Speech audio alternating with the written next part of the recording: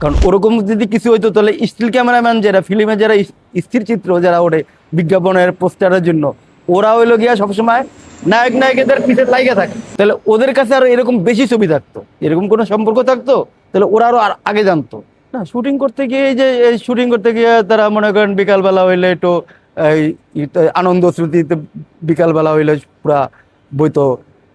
আমরা যে তুলা ভবন আছে মধুপুরের একটা তুলা ভবন, বিশাল অডিটোরিয়াম, ওটাতে বিকালবেলা বইতো, এরা গান বাজনা করতো, ফুর্তি করতো, মানে গল্প গুজব এইটা নিয়ে।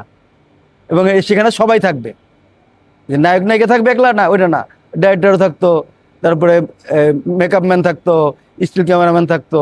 কারণ ওরকম যদি কিছু হইতো তাহলে স্টিল ক্যামেরাম্যান যারা ফিল্মে যারা স্থির চিত্র যারা ওরে বিজ্ঞাপনের পোস্টারের জন্য ওরা হইলো গিয়া সবসময় নায়ক নায়িকাদের পিছে লাইগা থাকে, তাহলে ওদের কাছে আরো এরকম বেশি ছবি থাকতো, এরকম কোনো সম্পর্ক থাকতো, তাহলে ওরা আরো আগে জানতো। তো ওই সম্পর্কটাই ছিল সম্ভবত যেটা, যে আর্টিস্ট অভিনয়ের কারণে, যেটা কারণ ভালো রিলেশন না থাকলে ভালো অভিনয় হবে না।